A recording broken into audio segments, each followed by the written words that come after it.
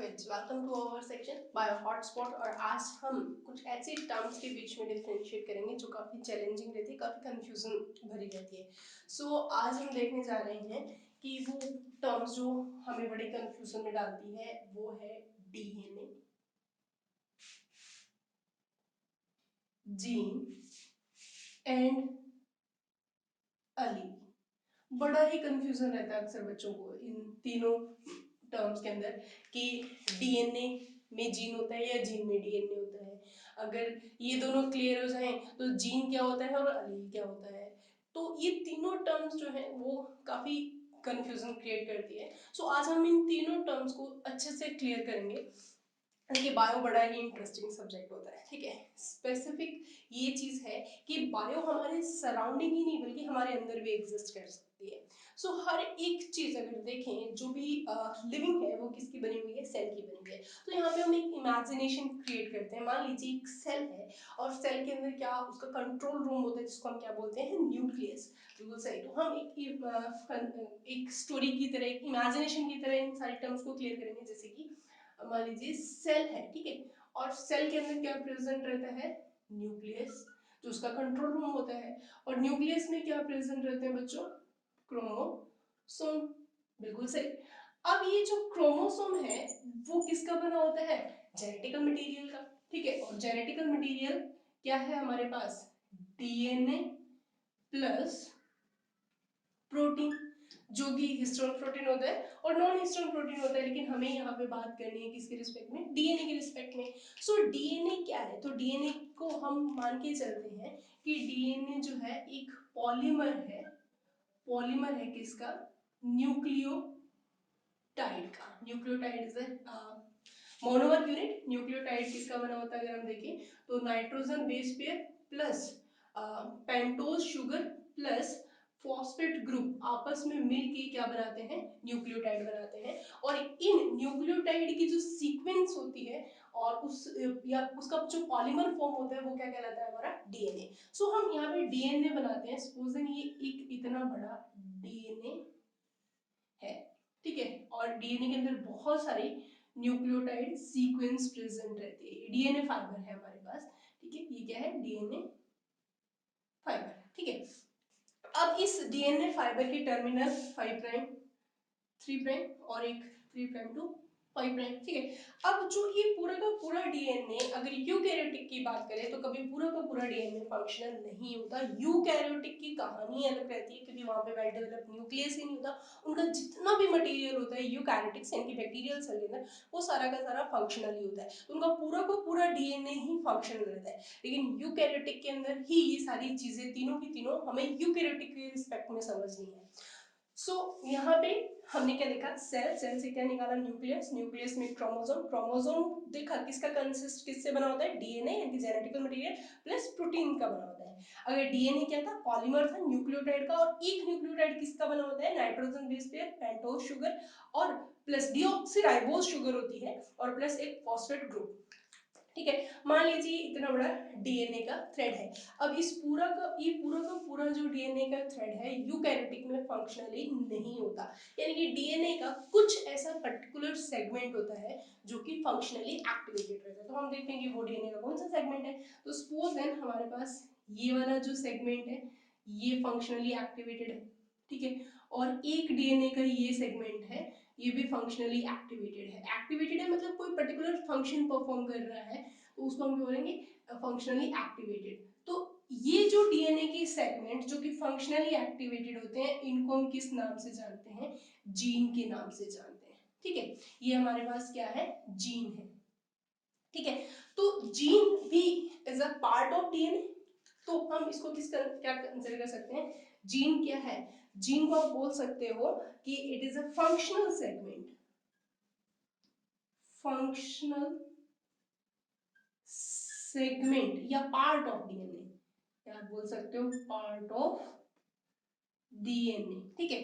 तो जीन भी हमारा बेसिकली क्या होगा, ये भी एक पर्टिकुलर सीक्वेंस है, क्या है, सीक्वेंस ऑफ डीएनए, एक पर्टिकुलर या सीक्वेंस ऑफ न्यूक्लियोटाइड्स भी बोल सकते हो, ठीक है। या ये भी हम डेफिनेशन दे सकते हैं कि जीन क्या होता है, gene is a particular sequence of nucleotides. ठीक है, तो और आप क्या बोल सकते हो कि जो जीन होता है यानी कि पूरा का पूरा डीएनए कभी भी फंक्शनल नहीं होके डीएनए का कुछ पार्ट जो एक्टिव होता है, जो फंक्शन परफॉर्म करता है, यानी कि जो न्यूक्लियोटाइड की ऐसी पर्टिकुलर सीक्वेंस जो कि परफॉर्म करती है, which perform a specific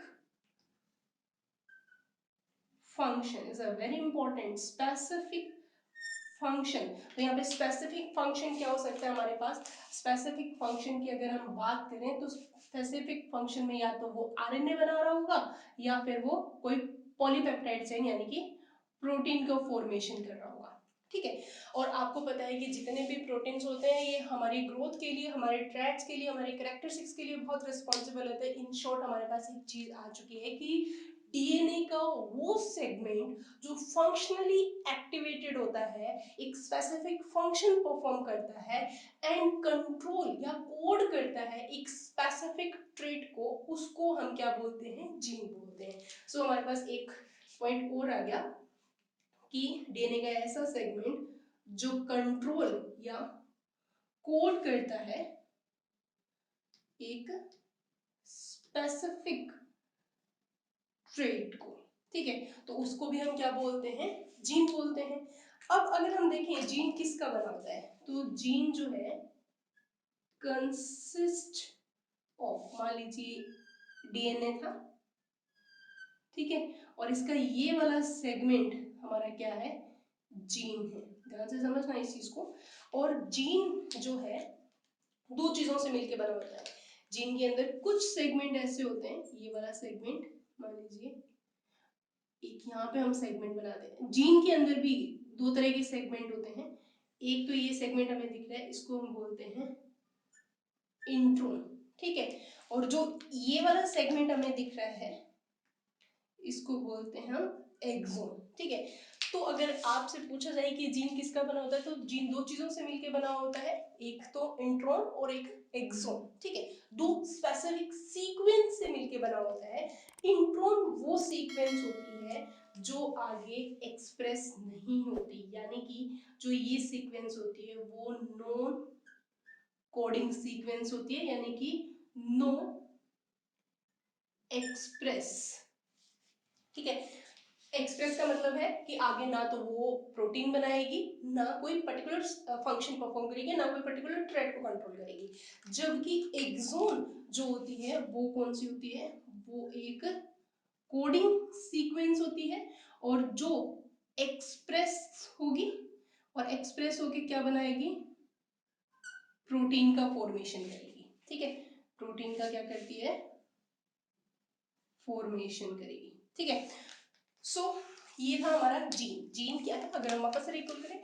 cell, nucleus, chromosome, chromosome में डीएनए, डीएनए का वो सेगमेंट जो आगे फंक्शनली होता है, या पर्टिकुलर सीक्वेंस जो एक स्पेसिफिक फंक्शन या स्पेसिफिक ट्रेट को कंट्रोल करता है, उसको हम क्या बोलते हैं? जीन बोलते हैं। सो यहाँ पे जो जीन है वो डीएनए का एक सेगमेंट है, तो हम एक स्टेटमेंट बोल सकते हैं कि एक डीएनए फाइबर में कई जीन होते हैं। बिल्कुल सही।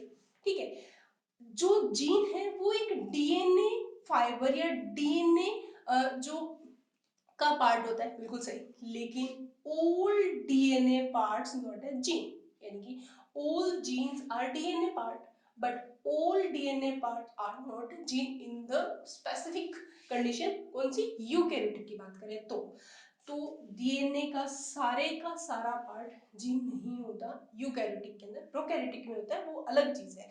सो यहाँ पे एक चीज देखना कि जीन जो है डीएनए का ऐसा सेगमेंट है जो कि एक स्पेसिफिक फंक्शन को कंट्रोल कर रहा है, एक स्पेसिफिक ट्रेट को कंट्रोल कर रहा होता है। सो जीन जो है वो एक पर्टिकुलर एक इनहेरिटेंसी को कंट्रोल कर रहा है, या आप बोल सकते हो कि एक टर्म और भी दी हुई है एनसीईआरटी के अंदर जीन को एक यूनिट ऑफ इनहेरिटेंस भी बोला गया है। तो जीन के लिए ये टर्म भी कंसिडर किया जाता है, यानी कि इसको हम क्या बोलते हैं? जीन को हम यूनिट ऑफ इनहेरिटेंस भी बोला जाता है। तो it's a very important term. Gene के लिए ये टर्म भी आता है यूनिट ऑफ इनहेरिटेंस, क्योंकि मैंने पहले भी बता दिया कि स्पेसिफिक ट्रेट को कंट्रोल करता है। स्पेसिफिक ट्रेट का एग्जांपल है जैसे कि आई कलर, ठीक है। तो आई कलर को अगर कंट्रोल कर रहा है, मम्मी की कैसे आई थी, बच्चे की कैसे आई होगी, ये कौन डिसाइड करता है, जीन। तो ये ट्रेट को डिसाइड कर रहा है। तो एक जनरेशन से नेक्स्ट जनरेशन में ट्रेट्स को लेके आना और उनको कंट्रोल करना भी कौन कर रहा है, यहाँ पे जीन कर रहा है। तो ये तो सारा कहानी किसके बारे में थी, जीन के बारे में। अब देखते हैं कि ये फिर अलील क्या होता है। जीन हमारे समझ में आ चुका है, तो अब हम बात करते हैं अलील। देखिए अलील जो होता है वो वेरिएंट, या आप बोल सकते हो alternative form of A gene, ठीक है। ये बहुत इंपॉर्टेंट चीज है कि वेरिएंट या alternative form of A gene, यानी कि फॉर एग्जांपल जीन का एग्जांपल है जैसे कि आई कलर है, ठीक है। आई कलर की रिस्पेक्ट में बात करते हैं अलील को। तो देखिए हमने लास्ट क्लास में भी, अगर आपने क्रोमोसोम क्रोमेटिड और क्रोमेटिन की क्लास अगर आपने देखी है, तो वहां पे हमने एक चीज देखी थी कि मान लीजिए हमारे पास डीएनए है, और डीएनए जो फाइबर है वो कंडेंस्ड होता है ड्यूरिंग द सेल डिवीजन, और किस में कन्वर्ट हो जाता है, क्रोमोसोम में कन्वर्ट हो जाता है। और क्रोमोसोम अगर हम देखें तो हमारे पास एक क्रोमोसोम मदर से और एक क्रोमोसोम फादर से आता है।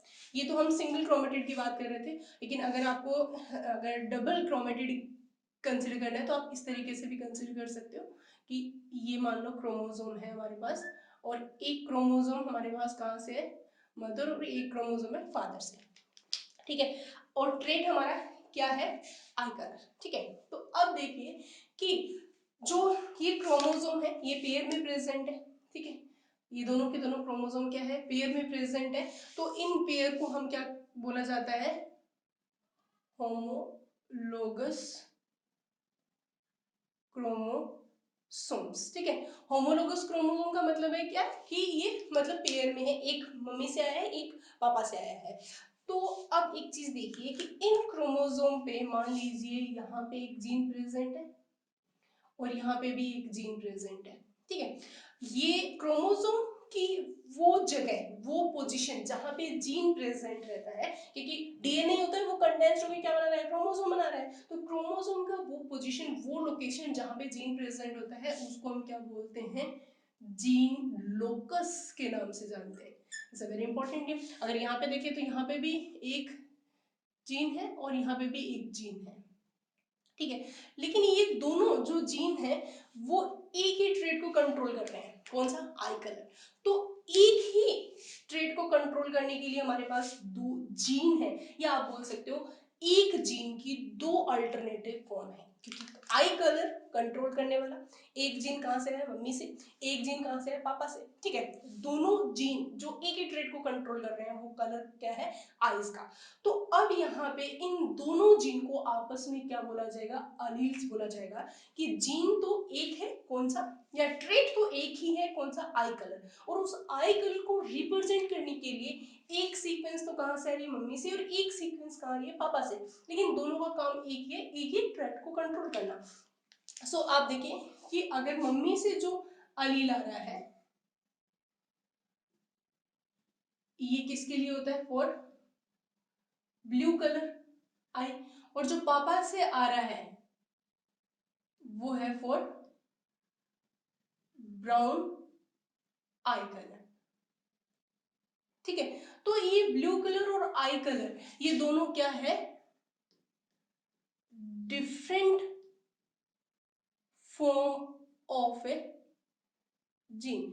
यानी कि ब्लू कलर का अलील और ब्राउन कलर का जो अलील है वो एक ही जीन की क्या है, डिफरेंट फॉर्म, ठीक है। तो इसको हम क्या बोलते हैं, अलील। क्लियर हो गया। यानी कि जीन तो एक सिंगल ट्रेट को रिप्रेजेंट करता है, एक सिंगल यूनिट को रिप्रेजेंट करता है, जबकि अलील्स क्या होते हैं, पेयर में होते हैं, एक मदर से अलील आता है, एक फादर से अलील आता है। That's an important point. So allele जब भी रहेंगे पेयर में रहेंगे। एक जीन की कितने अलील है, दो अलील है, एक मम्मी से आ रहा है, एक पापा से आ रहा है। सो अब हम देखते हैं कि जो ये अलील्स होते हैं इनको रिप्रेजेंट कैसे करते हैं। रिप्रेजेंट दो तरीके से करते हैं, एक तो होता है डोमिनेंट और एक फॉर्म कौन सी होती है, रिसेसिव। ठीक है, जो डोमिनेंट फॉर्म होती है उसको हम कैपिटल लेटर से, जबकि रिसेसिव को हम स्मॉल लेटर से रिप्रेजेंट करते हैं। फॉर एग्जाम्पल कि अगर हमें डोमिनेंट दिखाना है तो हम कुछ इस तरीके से, या हाइट की बात कर रहे हैं तो टॉल को इस तरीके से, जबकि रिसेसिव के लिए हमारे पास इस तरीके से रिप्रेजेंट करते हैं किसको, अलील को। दूसरी कंडीशन देखते हैं कि अलील की क्रोमोसोम पे प्रेजेंस कैसी है। ठीक है, यानी कि प्रेजेंस ऑन क्रोमोसोम। ठीक है, तो अलील जो है दो तरीके से प्रेजेंट होंगे हमारे पास यहाँ पे। कौन कौन से फॉर्म है, एक तो हमारे पास जो कंडीशन है कि होमोजाइगस, और एक जो फॉर्म रहती है वो कौन सी होती है, हेट्रोजाइगस। ठीक है, होमो का मतलब होता है सेम, होमो का मतलब क्या होता है, सेम। ठीक है, और हेट्रो का मतलब होता है डिफरेंट। तो क्लियर हो गया कि जब दोनों अलील एक जैसे होंगे, दोनों अलील एक जैसे होंगे, मान लो ये भी बड़ा है और ये भी बड़ा है, तो ये कंडीशन कौन सी होगी, डोमिनेंट है, ये भी डोमिनेंट है, तो ये कंडीशन कौन सी होगी, होमोजाइगस। या ये ऐसा है और ये भी ऐसा है, तो ये कंडीशन कौन सी होगी, होमोजाइगस। यानी कि यहाँ पे बोथ अलील्स आर आइडेंटिकल। ठीक है, एग्जाम्पल आप ये कंडीशन ले सकते हो या फिर ये कंडीशन ले सकते हो। तो ये हमारी कौन सी है, होमोजाइगस कंडीशन है। जबकि हेट्रोजाइगस के अंदर क्या होंगे, both alleles are non identical। Example ये कंडीशन हमारी कौन सी होगी, हेट्रोजाइगस कंडीशन होगी।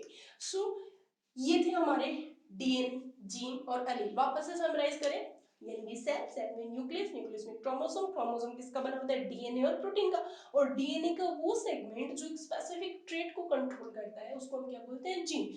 अब ये जीन जो है वो दो अल्टरनेटिव फॉर्म में प्रेजेंट होता है ऑन होमोलोगस क्रोमोसोम, क्योंकि एक क्रोमोसोम मम्मी से आता है, एक क्रोमोसोम पापा से आता है। जो मम्मी से आए हुए क्रोमोसोम पे जीन का फॉर्म है और पापा से आए हुए क्रोमोसोम के ऊपर जीन का फॉर्म है, वो दोनों क्या कहलाते हैं आपस में, अलील्स कहलाते हैं। तो एक अलील मदर से और एक अलील फादर से आता है। यहाँ पे जीन तो एक स्पेसिफिक ट्रेट को कंट्रोल करता है, बिल्कुल जैसे कि आई कलर है, जबकि अलील्स जो होते हैं वो उसी ट्रेट की वेरिएंट फॉर्म बनाते हैं, जैसे कि ब्लू कलर की आईज या ब्राउन कलर की eyes. It's a very important thing कि जो जीन होते हैं वो स्पेसिफिक एक ट्रेट के बारे में बात कर रहे होते हैं, जबकि अलील जो होते हैं वो उसी ट्रेट की वेरिएंट फॉर्म के बारे में बात कर रहे होते हैं। ये तीनों चीजें इस तरीके से होती हैं। और जो अलील होता है उसको आप डोमिनेंट और रिसेसिव कंसीडर करते हो। डोमिनेंट वो होता है जो अपने आप को एक्सप्रेस करता है, ठीक है, और उसको कैपिटल में लिखते हैं। जबकि रिसेसिव वो होता है जो अपने आप को एक्सप्रेस नहीं करेगा, सिर्फ एक ही कंडीशन में एक्सप्रेस करेगा जब दोनों स्मॉल कंसीडर हो। ये हम आगे जब जेनेटिक्स के अंदर डिटेल में देखेंगे तब इस चीज को क्लियर करेंगे। ये थे हमारे डीएनए, जीन और अलील। नेक्स्ट क्लास में हम मिलेंगे इसी तरीके की और डिफरेंट टास्क के साथ, जिसके अंदर हम देखेंगे जीन वर्सेस अलील और क्या क्या डिफरेंस है इन दोनों के बीच में। नेक्स्ट क्लास में फिर से मिलते हैं, तब तक के लिए स्टे पॉजिटिव, स्टे हैप्पी।